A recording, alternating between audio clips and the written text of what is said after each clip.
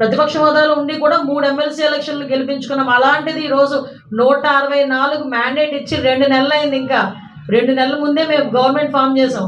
ఈ రోజు నిజంగా క్యాంపు పెట్టాలి, క్యాంపు పెట్టుకోవాలనుకుంటే మీ క్యాంపులు మేము బదులు కొట్టలేమా? మేము క్యాంపులు పెట్టలేమా? మీకు తెలియదేమో, ఈ రోజుకి కూడా చాలా మంది ఎంపీటీసీలు ఎలక్షన్ అనేసరికి వైఎస్ఆర్సీపీ ఎంపీటీసీలు చాలా మంది మాకు టచ్లోకి వచ్చారు. కానీ ఈరోజు గెలాలనుకుని మేము నిర్ణయించుకుంటే కనుక చాలా ఈజీగా మంచి మెజార్టీతో గెలిచే పరిస్థితి మాకుంది. కానీ ఈరోజు విలువలతో కూడా రాజకీయాలు చేయాలని విలువలు కలిగిన నాయకుడు, విలువలు కలిగిన పార్టీలు అందరూ కలిసి ఈరోజు నిర్ణయం తీసుకున్నాం ఈరోజు. కాబట్టి దయచేసి ఏం చెప్తున్నామంటే, ఈరోజు ఇదేదో మేము ఇది బ్యాక్ స్టెప్ కాదు, ఆగామంతే. ఎందుకంటే విలువలకి గౌరవం ఇచ్చి, రాజకీయ విలువలకి గౌరవం ఇచ్చి ఆగిన పరిస్థితి. ఇదంతా ప్రతి ఒక్కరు కూడా అర్థం చేసుకోవాలి. ఇంకొక విషయం ఏంటంటే, ఇందాకే మా అధ్యక్షులు చెప్పారు, అసలు ఎమ్మెల్సీలే వద్దు, మండలిని రద్దు చేస్తామని చెప్పి ఆ రోజు ప్రకటించిన సంగతి కూడా ఈరోజు మీ అందరికీ కూడా గుర్తు చేయాలి.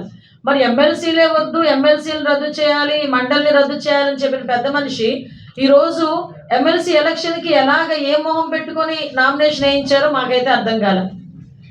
ఆ రోజైతే మండలి వద్దు, ఆ రోజు మండలి ఎందుకు వద్దు? ఆ రోజు మండలిలోని మా తాలూకా టీడీపీ తాలూకా బలం ఎక్కువగా ఉంది కాబట్టి ఆ రోజు మండలి వద్దు.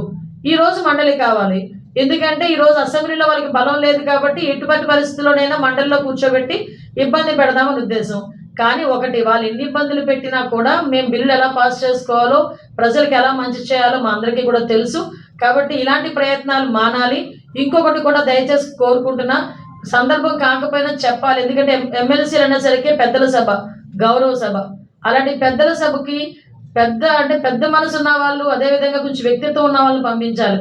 ఒకటి డ్రైవర్ని చంపినోడు ఒకడు, ఎమ్మెల్సీ అనంతబాబు అని. నిన్న మొన్న ఎపిసోడ్లు చూస్తున్నాం, ఇంకో ఎమ్మెల్సీ పరిస్థితి, శ్రీకాకుళం ఎమ్మెల్సీ పరిస్థితి.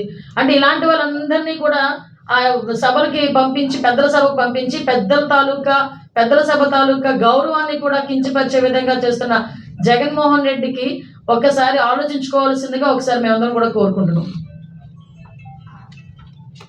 మేడం, జగన్మోహన్ రెడ్డి మాకు భద్రత కల్పించడంలో ఇక్కడండి ఒక విషయం చెప్పాలండి, ప్రజలు కూడా తెలియాలి. నేను ఎందుకు ఈ మాట చెప్తున్నానంటే, 986 మంది జగన్మోహన్ రెడ్డికి సీఎంగా ఉండేటప్పుడు అతనికి భద్రత కల్పించారు. దానికి ఒక స్పెషల్ ఫోర్స్ని ఏర్పాటు చేసుకొని ఆయన 986 మందిని ఆయనకి రిక్రూట్ చేసుకున్నారు.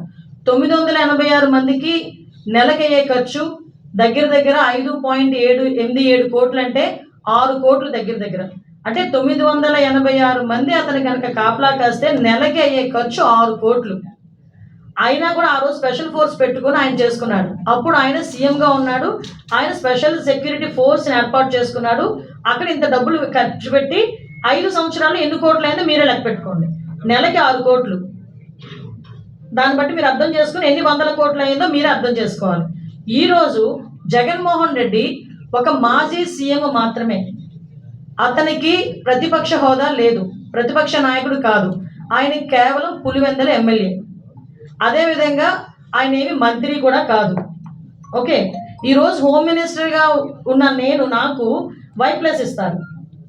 ఆయన కేవలం పులివెందుల ఎమ్మెల్యేగా ఉన్న ఆయనకి కేవలం ఎక్స్-సీఎం అని ఒకే ఒక కారణంతో Z+ ఇచ్చారు. ఈరోజు ఒకసారి ఆలోచన చేసుకుంటే జగన్మోహన్ రెడ్డి కూడా ఒక ఎమ్మెల్యేనే. ఆయనకి ఇవ్వాలనుకుంటే 1+1 ఇవ్వాలి. కానీ ఎక్స్-సీఎం హోదాలో ఉన్నారు కాబట్టి ఈరోజు 58 మంది పనిచేస్తున్నారు. ఆ 58 మందికి నెలకి 30 లక్షల రూపాయలు ఖర్చు అవుతుంది గవర్నమెంట్కి. ఈరోజు Z+ సెక్యూరిటీ మేము ఇస్తున్నాము, అందులో ఎక్కడా కూడా ఎటువంటి సందేహం లేదు. At the same time Ambati Rambabu మొన్న బయటకు వచ్చి దేవాంశకి 3+3 న్యూస్ వచ్చాడు. దేవాంశకి ఇచ్చారో లేదు. మీకు విషయం చెప్పనా, ఈ రోజుకి కూడా కూటమి ప్రభుత్వం విలువలకి గౌరవం ఇచ్చి భారతిరెడ్డికి 2+2 సెక్యూరిటీ, విజయమ్మ గారికి 2019లో ఆయన సీఎంగా ఉండేటప్పుడే 1+1 సెక్యూరిటీ ఇచ్చారు. కానీ ఈరోజు కూటమి ప్రభుత్వం విజయమ్మ గారికి కూడా 2+2 సెక్యూరిటీ. ఇంకొక విషయం, ఇవన్నీ కూడా కూటమి ప్రభుత్వం ఇచ్చినవి. ఒకసారి సెక్యూరిటీ విషయంలో కూటమి ప్రభుత్వం ఏ రకంగా చేస్తుంది, ప్రతిపక్షాల వాళ్ళకి ఎలా గౌరవిస్తుంది అన్నది మీరు ఇక్కడ గుర్తుపెట్టుకోవాలి. ఈ రోజుకి కూడా మీరు 2019లో బ్రాహ్మణి గారికి, అదేవిధంగా దేవాంశ్ బాబుకి, భువనేశ్వరి గారికి ఇమ్మీడియట్గా డ్రాప్ చేశారు భద్రతని. 2019 వాళ్ళు గవర్నమెంట్ వచ్చిన వెంటనే మళ్ళా తిరిగి ఈ రోజు మాట్లాడుతున్నారు. ఈ రోజు వరకు మీకు నమ్ముతారా, కూటమి ప్రభుత్వం వచ్చిన తర్వాత ఒక మంత్రి భార్యగా ఆవిడకి కానీ, కొడుకుగా అతనికి బాబుకి కానీ బోనమ్మకి కూడా ఈ రోజు వరకు సెక్యూరిటీ తీసుకోలేదు వాళ్ళు, ఈ రోజు వరకు సెక్యూరిటీ ప్రొవైడ్ చేయలే. అంటే ఒకసారి ఆలోచన చేసుకోండి, ఈరోజు గవర్నమెంట్ ఏ రకంగా పనిచేస్తుంది అన్నది కూడా అర్థమవుతుంది. దీనికి 986 మందికి కోర్టుకి వెళ్ళి కూర్చున్నారు. As per norms, as per instructions మేమందరం కూడా గవర్నమెంట్ ఏ రకంగా చేయాలో ఆ రకంగా మేము చేస్తాం. కాబట్టి ఇందులో ఆయన రాజకీయ లబ్ధి గురించి మాట్లాడేదే తప్పించి